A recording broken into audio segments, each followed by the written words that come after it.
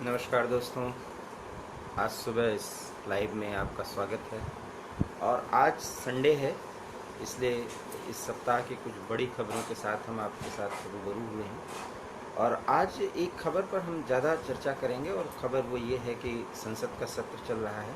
हालांकि कोरोना का इफ़ेक्ट इस सत्र पर है, और ऐसा माना जा रहा है कि बुधवार तक ये सत्र जो है इसका समापन हो जाएगा, समापन की घोषणा कर दी जाएगी। फिलहाल अभी ये खबर पुष्ट नहीं हुई है, लेकिन अंदेशा यही है कि जिस तरह से कोरोना की रफ्तार बढ़ रही है, संसद का सत्र जो है वो बुधवार तक खत्म हो जाएगा।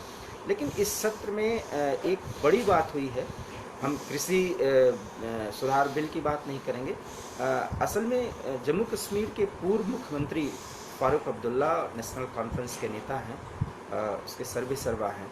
वो संसद में एक साल के बाद बोले, धारा 370 और 35A हटने के बाद फारूक अब्दुल्ला लगभग एक साल के बाद जब संसद में बोले, तो उनकी भाषा पर बहुत कुछ सवाल उठता है। उन्होंने जो कुछ भी कहा उसके मायने सहज समझे जा सकते हैं। उन्होंने ये कहा कि हम चीन से बात कर रहे हैं, लेकिन पाकिस्तान से क्यों बात नहीं कर रहे। बड़ा सवाल ये है कि आखिर में फारूक अब्दुल्ला को क्यों ज़रूरत पड़ गई इस समय, जबकि राज्य में अपेक्षाकृत पहले के मुकाबले शांति की स्थिति है। हम चीन से ऑलरेडी एक संघर्ष की स्थिति में है, संघर्ष या कहें या एक अघोषित युद्ध जो वहाँ पर चल रहा है बॉर्डर पर, उसको लड़ रहे हैं। ऐसे में पाकिस्तान से बातचीत करने के लिए उन्होंने क्यों प्रेरित किया और क्यों कहा, ये एक बड़ा सवाल है। तो जिस तरह से उन्होंने ये बात कही है उसके मायने समझे जाने चाहिए और उनकी मजबूरी समझी जानी चाहिए, और उसके क्या मतलब हैं, उसका आगे क्या प्रभाव पड़ सकता है, ये भी समझा जाना बहुत ज़रूरी है। वास्तव में पाकिस्तान से किस मुद्दे पर बात करने या कराने का के पक्षधर हैं फारूक अब्दुल्ला, ये भी जानना बहुत ज़रूरी है। देखिए, जिस तरह से जम्मू कश्मीर में शांति की बहाली चल रही है, धारा 370 और 35 हटने के बाद वहाँ पर स्थिति सामान्य हो रही है। उसके बाद पाकिस्तान कई ऐसे प्रयास कर रहा है, सीमा का उल्लंघन करवाता है, युद्ध विराम की एक तरह से का उल्लंघन करता है, संघर्ष विराम का। तो उन सारे कारणों से चूँकि आतंकियों की जो आवक है वो भारतीय सीमा क्षेत्र में पाकिस्तान करा नहीं पा रहा है, क्योंकि एक जानकारी के मुताबिक जो LOC पर 4000 से अधिक सैनिक जो है अब भेज दिए गए हैं, ताकि इन्फिल्ट्रेशन ज़्यादा से ज़्यादा पाकिस्तान न करवा सके, क्योंकि सर्दियां शुरू होने वाली हैं और जब बर्फ़ पड़ जाएगा तो उसमें ज़्यादा मुश्किलें होंगी।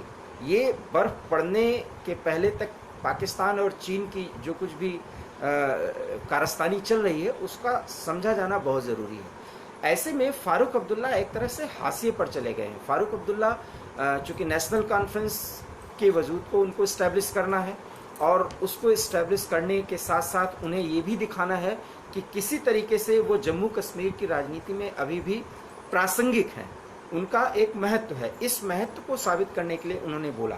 हालांकि उनको बात बहुत कुछ बोलनी चाहिए थी जम्मू कश्मीर के विकास पर, वो भी बोले, लेकिन वो बात बाद में की। सबसे पहले उन्होंने कहा पाकिस्तान से बातचीत क्यों नहीं की जा रही। बड़ा सवाल यह है कि ये वही जम्मू कश्मीर के पूर्व मुख्यमंत्री हैं फारूक अब्दुल्ला साहब, जो राज्य के मुख्यमंत्री से लेकर के और केंद्र में केंद्रीय मंत्री तक भी रहे, लेकिन समय समय पर ये पाकिस्तान की भाषा बोलने से बाज नहीं आए। एक बड़ा सवाल है कि जिस पाकिस्तान को हम अंतर्राष्ट्रीय मंच पर पूरी तरह से अलग थलग कर चुके हैं, उस पाकिस्तान का समर्थन ये क्यों करते हुए नजर आ रहे हैं, बड़ा सवाल ये है। तो सबसे बड़ी बात यह है कि वो इसलिए कर रहे हैं क्योंकि हुर्रियत कॉन्फ्रेंस निष्प्रभावी हो चुकी है। वहाँ पर आतंकी जो संगठन हैं वो पूरी तरह से एक तरह से उनको एक घेरे में ले लिया गया है। कश्मीर वैली तक उनको, उनके 2-3 जिलों तक, खास करके साउथ कश्मीर में उनको सीमित कर दिया गया है, और उनके खिलाफ सुरक्षा बल बहुत ज़्यादा जो है वो सख्त कार्रवाई कर रहे हैं। तो एक तरह से, और वहाँ पर जो लोकतांत्रिक प्रक्रिया है उसको भी आगे बढ़ाया जा रहा है। तो ये हमें देखना बहुत ज़रूरी है कि फारूक अब्दुल्ला के नेशनल कॉन्फ्रेंस के नेता और फारूक अब्दुल्ला खुद खास करके इसलिए बहुत ज़्यादा परेशान है। पीडीपी की तो गतिविधि अभी चल ही नहीं पा रही है, क्योंकि महबूबा मुफ्ती जो है अभी भी नज़रबंद है, क्योंकि वो जो है भारत सरकार के सामने जिस तरह के प्रस्ताव और जिस तरह की बातें रख रही हैं वो माना नहीं जा सकता, क्योंकि 370 ये 35 से अब इतिहास का विषय हो चुका है। भारत का तिरंगा वहाँ पर लहराता है, वहाँ पर एक ही कानून है, वो भारत का कानून है। अब किसी तरीके से कोई ऐसी बात नहीं हो सकती। यूनियन टेरिटरी के तहत जम्मू कश्मीर के पुनर्विकास के लिए जो प्रयास किए जा रहे हैं इस कोविड के भी दौर में, वो एक बहुत ही अच्छे तरीके से चल रहा है। इस सबसे पाकिस्तान जब परेशान है तो पाकिस्तान चाहता है कि किसी भी तरीके से ये ऐसी स्थिति बनाई जाए कि वहाँ पर एक विरोध का माहौल पैदा हो, और वो किसके सहारे पाकिस्तान कर सकता है, या तो नेशनल कॉन्फ्रेंस के डायरेक्ट या इनडायरेक्ट नेशनल कॉन्फ्रेंस के सहारे, या पीडीपी के सहारे, या हुर्रियत के सहारे, या आतंकी तत्वों के सहारे। इनके किसी के भी साथ और सहारे पाकिस्तान का कोई मूवमेंट, कश्मीर का मूवमेंट आगे नहीं बढ़ पा रहा है। ऐसे में उन्होंने एक न्यूसेंस क्रिएट किया संसद में आकर के जब फारूक अब्दुल्ला ये कहते हैं कि पाकिस्तान से बात क्यों नहीं की जाती। आखिर में पाकिस्तान से बात क्यों की जाए, क्योंकि हमारा तो डायलॉग पिछले 2-3 सालों से पाकिस्तान के साथ नहीं चल रहा है। जब हम पाकिस्तान आतंकवाद को रोकने को तैयार ही नहीं है और उसके खिलाफ हम इस तरह से टेररिस्ट के खिलाफ अटैक कर चुके हैं, आप देख सकते हैं, तो ऐसे में पाकिस्तान से बात क्यों की जाए। और पाकिस्तान जब अंतर्राष्ट्रीय मंचों पर पूरी तरह से अलग थलग पड़ रहा है, उसका जो एक आतंकी चेहरा है वो बेनकाब हो रहा है, ऐसे में पाकिस्तान से बातचीत करने की पेशकश करके, या उसका आह्वान करके, या उसके लिए सरकार को सलाह दे करके फारूक अब्दुल्ला अपना चेहरा दिखाना चाहते हैं। और उनका चेहरा ये है कि वो द्विभाषीय हैं। कभी कभी वो भारत की बात कर देते हैं जब उनको राजनीति से, जम्मू कश्मीर की राजनीति से फायदा होता हुआ ये कहना चाहते हैं कि पाकिस्तान के साथ संवाद कायम किया जाए। संवादहीनता की स्थिति से आखिर में फारूक अब्दुल्ला क्यों परेशान है, एक बड़ा सवाल है। तो इन बातों को हमें समझना होगा, और इनके साथ ही भारत सरकार ने हालांकि कोई ऐसी तवज्जो नहीं दी उनकी बात की, और संसद में उनके बात की कोई चर्चा भी बहुत ज़्यादा नहीं हुई। लेकिन एक सवाल उठता है कि जब जम्मू कश्मीर शांति के रास्ते पर लौट रहा है, जो 70 सालों से मामला था वो मामला अब सुलझता हुआ नजर आ रहा है। अब पाकिस्तान ये मान चुका है कि उसकी कश्मीर की रणनीति आगे नहीं बढ़ सकती। ऐसे में पाकिस्तान से फिलहाल बातचीत करने की बात क्यों कर रहा है? फारूक अब्दुल्ला को समझना चाहिए कि पाकिस्तान इस समय चीन के साथ मिलकर के भारत के खिलाफ एक बड़ा षड्यंत्र रचने की कोशिश कर रहा है। ऐसे में पाकिस्तान से बातचीत किस लिए और किस पर्पस को सॉल्व करने के लिए? पाकिस्तान को हम मानते ही नहीं पार्टी एक ही मानते हैं कि पीओके का वो एरिया जिसको फारूक अब्दुल्ला कहते हैं कि तुम्हारे बाप का है, जाके ले लो। ये फारूक अब्दुल्ला का बयान है। कई ऐसे मौक़ों पर फारूक अब्दुल्ला और उमर अब्दुल्ला इस तरह की बात कहते रहे। तो जब इस तरह की बात कहने वाले फारूक अब्दुल्ला, उमर अब्दुल्ला या महबूबा मुफ्ती, जो कि 370 और 35 से हटाए जाने पर लाशें भिज जाने की बात कहती थी और ये कहती थी कि कोई तिरंगा उठाने वाला नहीं रहेगा, आज वो सच हो चुका है। 1 साल से ज़्यादा पूरा हो चुका है। ऐसे में पाकिस्तान से संवाद की बात करा करके वास्तव में एक फिर न्यूसेंस क्रिएट करना चाहते हैं फारूक अब्दुल्ला, और वो भी संसद में, जिसकी हमें मुखालफत करनी चाहिए और मान लेना चाहिए कि पाकिस्तान के इशारे पर जम्मू कश्मीर की ये 2 बड़ी पार्टियां नाचती रहती हैं। समय समय पर जब राजनीति इनको करना होता है और यहाँ के राजनीतिक पार्टियों का सहयोग लेना होता है, तब वो भारत की भाषा बोलती हैं, अदरवाइज पाकिस्तान की भाषा बोलती हैं। तो जम्मू कश्मीर को लेकर के, खास करके कश्मीर वैली को लेकर के पाकिस्तान का जो प्रोपेगेंडा है उसको फिर से शुरू कराने की एक कोशिश दिखती है, जो जम्मू कश्मीर के पूर्व मुख्यमंत्री फारूक अब्दुल्ला ने संसद में कहा। इसकी हमें मुखालफत करनी चाहिए और इसको कोई तवज्जो भी नहीं देना चाहता है। तवज्जो सिर्फ इस बात की दी जाएगी कि पाकिस्तान ने एक बड़ी भूल की है, क्योंकि उसको डर लग रहा है कि पीओके में एक बड़ी कार्रवाई हो सकती है। गिलगित और बाल्टिस्तान जो पीओके का एरिया पाकिस्तान बताता है और जो भारत का एरिया है, जिसको भारत के संसद ने बाकायदा एक्सेप्ट कर लिया, उसको वापस लेना है, उस गिलगित बाल्टिस्तान को पाकिस्तान ने अपना प्रोविंस घोषित कर दिया है। और प्रोविंस घोषित करने के बाद उसमें चुनाव कराने की घोषणा कर दी है इमरान सरकार ने। तो फारूक अब्दुल्ला को इस मुद्दे पर बोलना चाहिए, उन्होंने इस मुद्दे पर बातचीत ही नहीं की।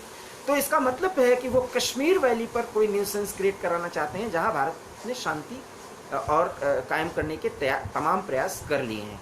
तो ऐसे में गिलगित और बाल्टिस्तान को लेकर के पाकिस्तान जिस तरह से सरगर्म हुआ है, चीन के इशारे पर वहाँ पर चुनाव कराने की एक घोषणा की जा चुकी है और गिलगित और बाल्टिस्तान को बाकायदा भारत वापस लेना चाहता है। उसके लिए संसद में एक प्रस्ताव पारित हो चुका है और पाकिस्तान ये जानता है कि गिलगित बाल्टिस्तान सहित पीओके के तमाम एरिया पर जिस तरह से भारत के सैन्य विशेषज्ञों की नज़रें गड़ी हुई हैं, समय पाते ही जब भी कोई बड़ी कार्रवाई करने का मौका मिलेगा और भारत सरकार का आदेश होगा, सेना कार्रवाई करेगी और उन स्थितियों में पीओके का एक बड़ा हिस्सा जो भारत का है वो भारत में आ सकता है। चीन भी इसी बात से डरा हुआ है क्योंकि सीपैक को लेकर के चाइना पाकिस्तान इकोनॉमिक कॉरिडोर जो कि पीओके के एक बड़े हिस्से को कवर करता है, जो कि पूरा बलूचिस्तान तक आता है, इसको लेकर के बहुत ज़्यादा चीन भी परेशान है, पाकिस्तान भी परेशान है। और इसी परेशानी के कारण चीन गलवान से लेकर के पैगोंग झील तक, जहाँ पर हमारी बिल्कुल संघर्ष चल रहा है चीन की सेना के साथ, वहाँ भारत को उलझाए रखना चाहता है। इधर समय समय पर आतंकियों को एंट्री करा करके कश्मीर में अशांति पैदा करने की कोशिश पाकिस्तान कर रहा है। दो देश जो दुश्मन की तरह भारत के साथ लड़ रहे हैं, उन्हीं में से एक दुश्मन के साथ पाकिस्तान के साथ बातचीत करने की बात करके वो भी संसद में जम्मू कश्मीर के पूर्व मुख्यमंत्री फारूक अब्दुल्ला ने अपना चेहरा साफ कर दिया है। मायने साफ हैं, ये नेशनल कॉन्फ्रेंस के ये सारे नेता जो अभी तक नज़रबंद थे, अगर इनको छोड़ा जा रहा है, ये न्यूसेंस क्रिएट करने से बाज नहीं आएंगे। कश्मीर में शांति स्थापित करने की कोशिशें की जा रही हैं। कोविड के इस दौर में जब देश एक बड़ी लड़ाई लड़ रहा है, ऐसे में फारूक अब्दुल्ला का संसद में दिया गया बयान कि पाकिस्तान से क्यों बातचीत नहीं की जा रही है, एक बड़ा सवाल उठाता है। और इस सवाल को अगर हम समझें तो निश्चित रूप से कश्मीर में जो आगे की जाने वाले न्यूसेंस या समस्याएं हैं पैदा करने की कोशिशें की जाएंगी, खास करके नेशनल कॉन्फ्रेंस की तरफ से, पीडीपी की तरफ से, उसे भारत सरकार को समझ लेना चाहिए और एक बार फिर हिदायत के साथ फारूक अब्दुल्ला को रोकना चाहिए कि कश्मीर को लेकर के या पाकिस्तान को लेकर के हम कोई दो राय ही नहीं रखते। सिर्फ ये कि पीओके हमारा है, उसे वापस लेना है। कश्मीर का कोई भी मुद्दा हो वो भारत सरकार और कश्मीरी सुलझाएंगे और पूरा विश्वास है कश्मीरियत और कश्मीरियों पर और भारत सरकार को अपने तौर तरीके पर, अपने पूरी रणनीति पर। तो अब हालांकि ये फारूक अब्दुल्ला साहब जानते हैं, इसको बहुत अच्छी तरह समझते हैं, लेकिन क्या करें, पाकिस्तान के इशारे पर नाचना। आईएसआई और वहाँ के जो सैन्य रणनीतिकार हैं, नेशनल कॉन्फ्रेंस के भी कुछ लीडर उनके सहयोगी हैं, वो समय समय पर सूचनाओं का आदान प्रदान करते हैं। हो सकता है उनको ये सूचना दी गई हो कि अगर इस तरह का न्यूसेंस क्रिएट किया जाएगा फारूक अब्दुल्ला की तरफ से, तो नेशनल कॉन्फ्रेंस को जीवित करने के लिए आईएसआई बहुत प्रयास कर सकती है। कुल मिलाकर के इस षड्यंत्र और इस रणनीति को समझने की ज़रूरत है। फिलहाल फारूक अब्दुल्ला इस समय संसद में ये बात कह रहे हैं। हम पाकिस्तान से बात करने की न स्थिति में हैं, न इस समय ज़रूरत है, क्योंकि पाकिस्तान और चीन भारत के खिलाफ एक तरह से बड़ा युद्ध करने की कोशिश में है, उसकी शुरुआत कर चुके हैं और इन दोनों को एक साथ ठिकाने लगाने के लिए भारतीय सेना और 130 करोड़ की जनता पूरी तरह से तैयार खड़ी हुई है। दो दुश्मनों के साथ एक बड़ी महामारी के साथ भारत लड़ रहा है। ऐसे में फारूक अब्दुल्ला जैसे नेताओं का पाकिस्तान का प्रेम उजागर किया जाना एक बड़ा सवाल उठाता है।